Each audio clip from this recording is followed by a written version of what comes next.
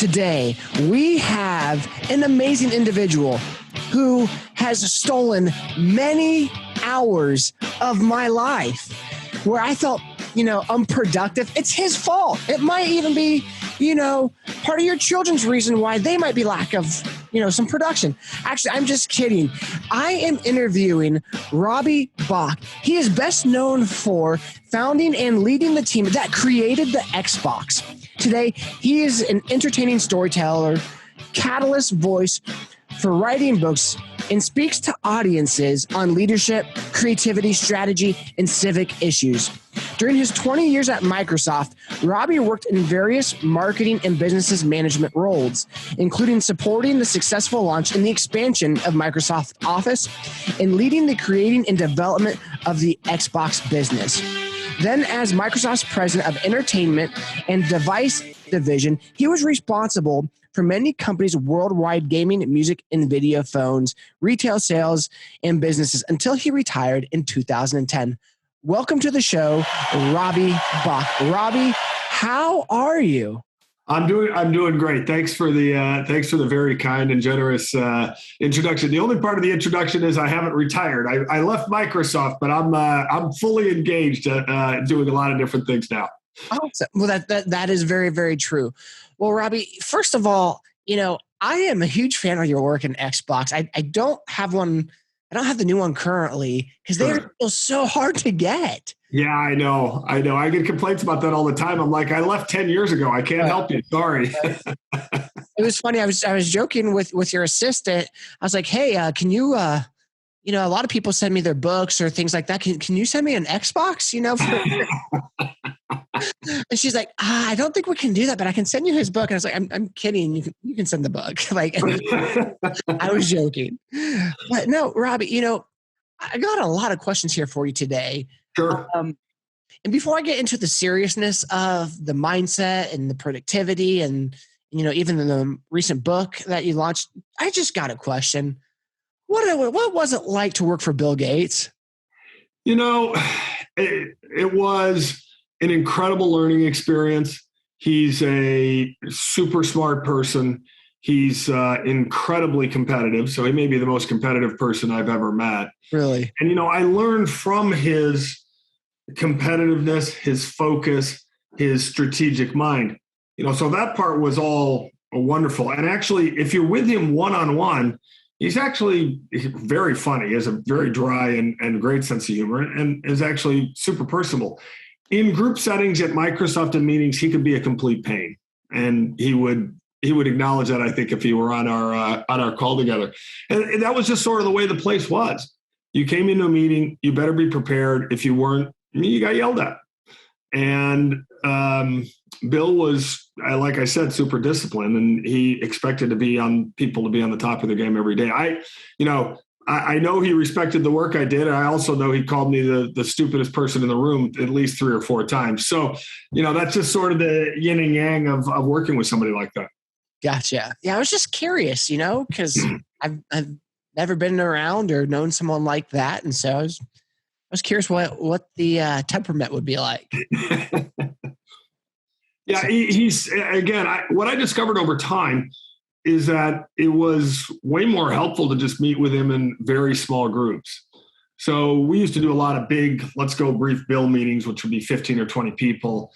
And those were always challenging to manage and not as productive as they needed to be. But in my last 5 or 6 years at Microsoft, what I would do is I would just schedule a time for he and I to talk. And then I'd bring somebody with me who was really knowledgeable about the subject we were going to discuss.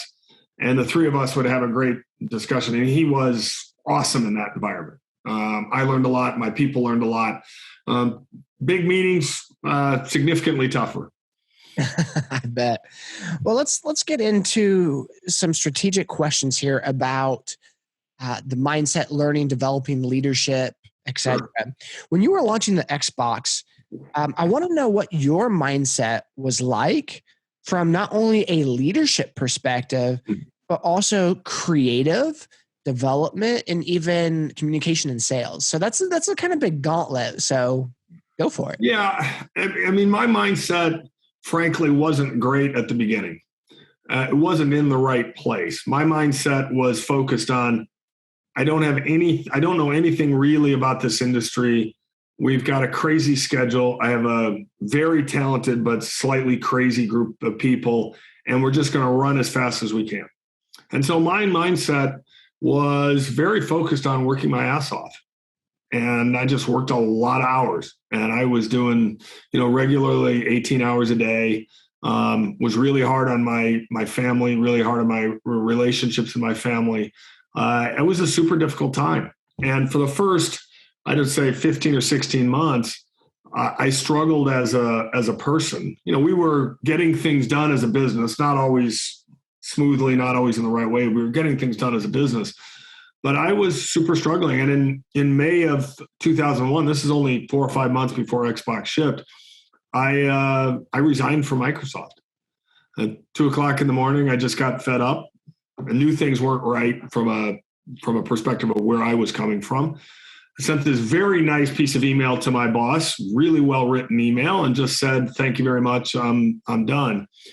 And I wrote a book a few years ago called Xbox Revisited, which is a nonfiction strategy book, and I include that letter and I include that email in the book because it was a pivotal moment for me personally, and a pivotal moment for me from a sort of a mental frame and state of mind. And thankfully, my boss was a really good manager. Sat me down, we chatted through the issues. He convinced me to stay on the project and finish. And then he also sent me to a couple in Topeka, Kansas, named Jack Fitzpatrick and Ann Francis. And they helped my wife and I really figure out how we were going to have amazing lives as a family, and also this incredible opportunity to run the Xbox business and do that at the same time.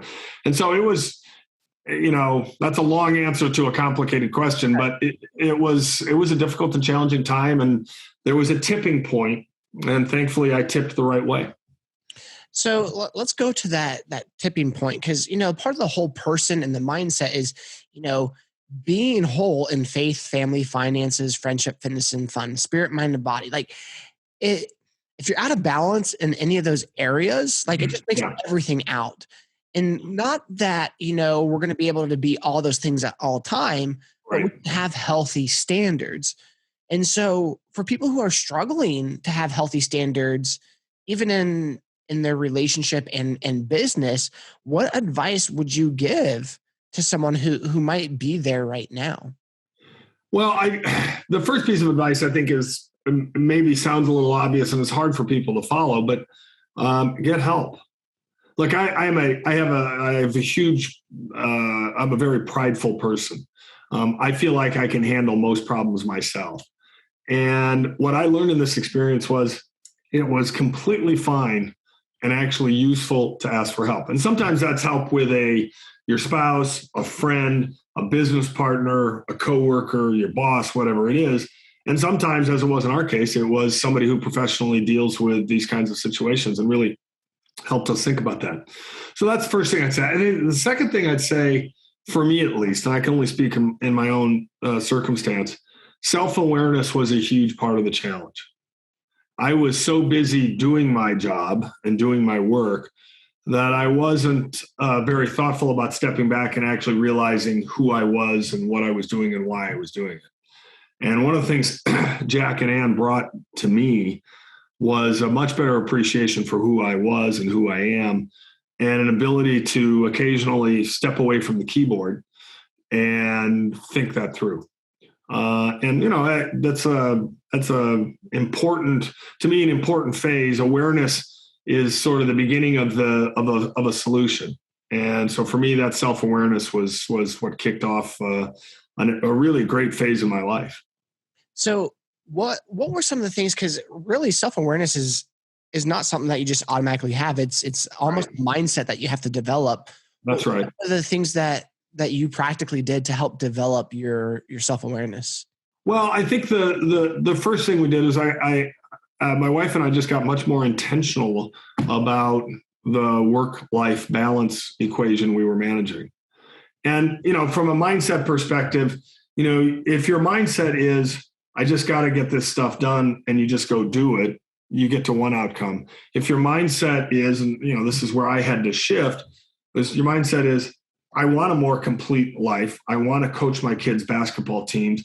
I want to be at home for the important events and spend time at the dinner table and hear about what's going on at school and all those kinds of things.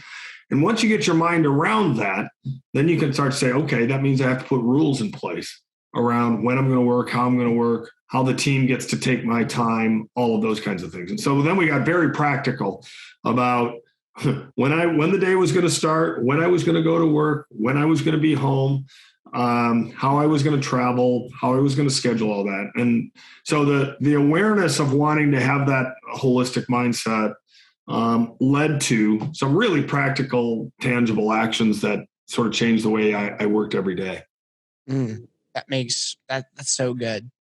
Kind of going back to working for Bill Gates and how he was very, may I say, difficult at times to work for, Sure. Because he's such a high performer himself that's his expectation for other people. So in terms of high performance, what are some of the lessons that you've learned through that process in your life of being there and like, okay, I have to raise my game. So not only how do you do that, but what are some of the things that you did? And then that kind of coupled into you lived out of balance and then you had to ring that in. So in a healthy way, what are some ways that you have now learned how to still live in high performance, but maintain a healthy life? Well, there's one big picture thing and then a couple of small things I'd highlight. The big picture thing, it's going to sound really goofy, but I actually got kind of strategic about thinking about my mindset, my frame, the way I framed what I do. And so we, in the Xbox team, we started using this strategic framework that we created, which I now call the 3P framework. And I use this all the time in my consulting work. And it basically says if you have a difficult challenge in 3 pages, you have to be able to describe the purpose you're trying to achieve, the principles you're going to follow to achieve it, and the priorities you're going to pursue to get it done. Purpose, principles, priorities, 3 pages. Very symmetrical. I slow down 1 second here because that was so good that I want you to rewind and say the 3 Ps again. Sure. So the 3 Ps in this framework are purpose is the first one. And purpose is the North Star for what you're trying to accomplish. And it's 1 sentence. Next, you go to principles, and you only get 5 principles of operation. These are the guardrails and the rules of the road for how you're going to work with others, how you're going to work with yourself, how you're going to make decisions, et cetera.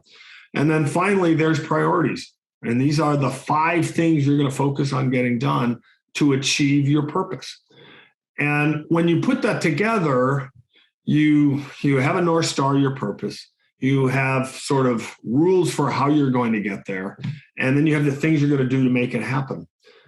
I have a 1-page framework that describes that for what I do personally. I use it in my businesses and in the nonprofit work I do. But I have 1 page in my desk drawer and I pull it out and I look at it every once in a while and say, okay, yep, that's my purpose. Okay, principles. Have I been living that way? Are these the things I'm doing? Am I focusing on the right stuff? And what you discover is it's sort of like the lint collector in your dryer. Inevitably, a bunch of stuff intrudes in your space. And then eventually a bunch of stuff distracts you from what you really want to accomplish. And so every once in a while, just picking that up, reading it and going, no, actually, that's not what I'm doing. I wonder why. And then you can either change what the priorities are or get yourself refocused on those priorities. So that whole mindset of thinking strategically, even about my life, which sounds, I know, sort of geeky.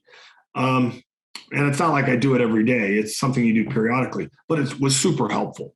And it really kind of put me in a different place. So, so my purpose statement is, how do I inspire and empower an army of civic engineers?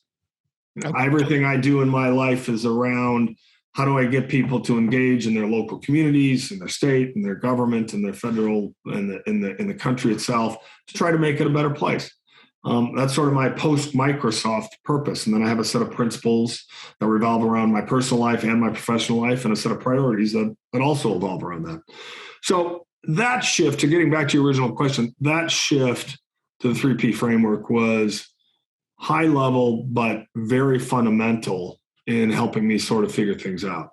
Now, from a practical level, there's a number of things that I do to sort of keep myself in line. One of which is I fight really hard to make sure I exercise every day. And that for me is my soul space. Sometimes, frequently, that's a cardio workout on a Peloton or an elliptical. I take really long walks with my dog. I just came back from doing 4.5 mile walk with my dog this morning. I have a trainer I work with to do sort of flexibility. I'm almost 60, so I need the flexibility work. But those things that's my soul time. Mm. And it's a chance for me to sort of re-energize myself. The second thing I'll point out just quickly is that my wife and I have tried to be really conscious about spending breakfast, lunch, and dinner. Sometimes we only get 1 or 2 of those in a day, but we try to have mealtime together. And that's a chance for us to catch up, talk, figure things out. And, that's for both of us hard because it requires both of us to coordinate our schedules. And, we go through periods where we fall off the bandwagon, so to speak, and then have to get back on. But that to us is a centering point, a way to ground ourselves. So I'm taking some notes here. And so the mindset that you've been in, to reiterate what you're saying, is that how you've grown to be a high performer for a mindset perspective, it's strategic thinking. Yeah. And then you kind of already hit this follow-up question, but we can go in depth. Some of the habits that you've built are you exercise every day. And then also this meal time where you learn to have the balance aspect with becoming the high performer. And these are, the exercise and the mealtime are turning more into the habit aspect of the follow-up question. What are some of the other habits that you've used or that you see other people use that have worked? Well, I think everybody has to sort of find, I use the word soul space. Everybody sort of has to find that place where they feel soulful and joyful. I have friends who swear by yoga. And for them, yoga is a thing they do, if not every day, they do it frequently. And it's the way they get refreshed. For me, yoga is a workout because I'm not very flexible. So I don't feel that same energy that they do. It's good for me physically, but I don't feel the same energy. There are people, and I'm one of these, with some regular basis, I get an 1.5-hour massage. And again, that's just a chance for me to let my body fully relax. And it's good for me from a health perspective, but it's also just a chance for me to relax that way. There are, I have a friend who is just a very big golfer. So what he does, his soul space is playing golf. He's super competitive about it, but he loves doing that. So each of us has to find that space. My wife is a wellness coach, and she's awesome at it. And each of the clients she works with, they're working on eating habits or drinking habits or professional habits or whatever it is. But each of the clients she works with, she's helping them find that thing that enables them to feel soulful. And I know it sounds sort of high-minded and everything, but everybody kind of has to find that space. I have another friend who finds it in prayer. And leave aside going to church per se, they find ways to meditate and pray regularly, and that's what brings this out in them. Yeah, that's awesome. In terms of having a lot to manage and going on, because you've managed a lot of things going on at once. In my life, I have my real estate business, my podcast, the ministry that I'm starting, and I'm working to start an online business to replace real estate so that I can travel more and still do ministry without having to be back here. What advice would you give to prioritizing so many things that you have to do? Yeah, the simplest the simplest and in some ways rudest response I give to people on this topic is the most important thing you can do is decide what not to do. Mm. Right? I mean, I'm a massively far over on the type A scale. No question about that. And so I always want to do more. I always want to do too much. And so the hardest part when I sit down with that 3P framework I talked about and I say, all right, I got 5 priorities. The hardest part is deciding not to do number 6, 7, and 8. And being really thoughtful about it. You have to let things go. And, I think that's, for those of us who do like to accomplish a lot of things and who enjoy variety, I own a gluten-free pasta company. I do a lot of public speaking. I'm writing a book. I do some board work. I'm busy, but it requires me to decide, okay, there's some things I'm not going to do. And, one of those was I'm not going to work at Microsoft anymore. Yeah. I decided I wanted to walk away from what was a very successful corporate career because it wasn't enabling me to do some of these other things. Some of these other things that you mentioned, you're now an author, and even through the charity stuff that you do, speak to that. What are some of those things that you're involved with? Well, on the civic front, my biggest commitment is to Boys and Girls Clubs of America. So I've been on the local Boys and Girls Club board here in Bellevue, Washington for a little over 20 years. I've been on the National Board of Governors for over 15 years. I've chaired both of those boards. I'm involved in a bunch of committees. I am deeply in on what Boys and Girls Club's trying to do for America's youth. And, it's an organization that serves, let's say, 4 million youth in the country, and the need is probably 15 million during the school year and probably 40 million during the summer. So there's opportunity for that to continue to grow, and I'm very committed to supporting that and what they do. It's sort of to turn in a completely different direction. I'm equally committed to what's going on in our country, and I'm on involved with an organization called the Bipartisan Policy Center in Washington, D.C. And this is a group that was formed by 2 Democratic and 2 Republican senators 12 years ago. And they do policy work to try to find solutions to problems that take the best of both worlds, so to speak. Yeah. And right now they are really in need, really engaged, and really involved in trying to wrestle through the knot of what we're doing. And I chair that board right now, and I love the work that they do. The third thing that I've spent a good chunk of time on is Year Up. Year Up is a vocational training organization. It takes kids who have been lost on the wrong side of the digital divide. They're 18 to 23 years old. They're smart. They're not going to finish a college degree probably, but they can have an amazing life. And Year Up trains them and gets them internships with corporations and helps them jumpstart a career. So, and for 10 years, I was on the U.S. Olympic and Paralympic Committee. I'm a big sports person. So that just ended. My term there just ended in December. That gives you some idea. It's a pretty broad cross-section of things, but it's all about this inspiring civic engineers. That's what it all has in common. Now, you're also an author, and you recently wrote a new book called The Wilkes Insurrection. Yeah. Now, tell us about the book. So the genesis of the book, I wrote this nonfiction book, Xbox Revisited, which is about the 3P framework, essentially. And when I got done, I said, wow, I really like writing. This is fun. And so I said, well, I'm going to write a second book. And then I said, do I want to write a second nonfiction book? And the answer was no. And so I dove into writing about 4 or 5 characters that have been kind of running around in my head. And after 100 pages of writing, I started to see how those characters could come together in a story. I decided I was writing a thriller because that's a genre I love.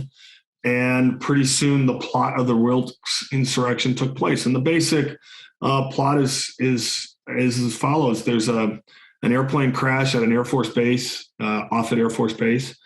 And my primary protagonist, Tamika Smith, is a search and rescue person there. She rescues people from the plane. But suddenly it develops that the plane didn't just crash. It was brought down by a terrorist. And this isn't your ordinary terrorist. This terrorist actually is more of an anarchist. And his job is, in his view, is to bring down the country that is already sort of ripping itself in various ways already. And he accelerates that through a series of attacks. And Tamika and a series of other people, other characters in the book have to come together to try to stop it. And so that's the theme. It is first and foremost, a page-turning thriller. That's the job. If you like that genre, you will love The Wilkes Insurrection.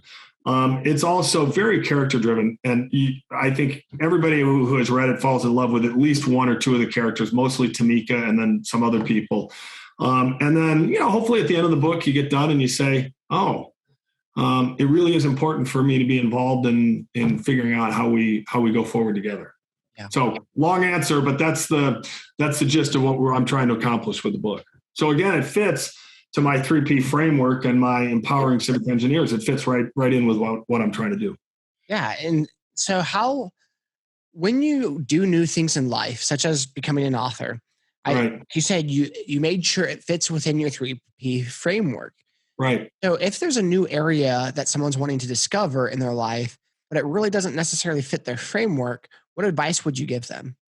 Well, so I think, typically if you're doing this 3P framework, your purpose and your principles don't change very frequently, right? Because those are sort of, if your North Star is changing frequently, you're going to be wandering around a lot. So you don't really want to be doing that. On the other hand, if you come to something that you say, wow, that is just something I have to do. I've always wanted to, it needs to be part of my life. You either need to figure out how it's connected to your North Star, or at that point you change the North Star. That's okay, right? Purpose changes, not frequently, but it certainly can change. I think it creates a lot of dissonance, and you'll struggle with your mindset if you have this purpose and a bunch of things working on it, and then you got this thing out in left field that you're spending a lot of time on. I think that is emotionally and mentally very, very tough. So if you really want to do that thing in left field, you got to kind of figure out how it fits with your current purpose, or you have to shift your direction that way. And making those shifts is really challenging. It's really hard. And, again, to what we discussed right at the very beginning, no problem with finding somebody to help you do that. And like I said, that's what my wife does professionally. She helps people think about how to make those kind of shifts. Right. Robbie, thank you so much for coming on to the Whole Person Mindset today. Where can people follow you at? Well, you can follow me on LinkedIn and Facebook and Twitter and Instagram. I'm probably most active on LinkedIn. I podcast or blog there regularly. So you'll see me there all the time. You can go to my website, which is robbiebach.com, creatively titled. You can also go to the website wilkesinsurrection.com, also creatively titled. Find out more about the book and more about what I do. Awesome. Thank you so much for coming on today, and I hope you have a great day. Thanks. Enjoyed it. Take care.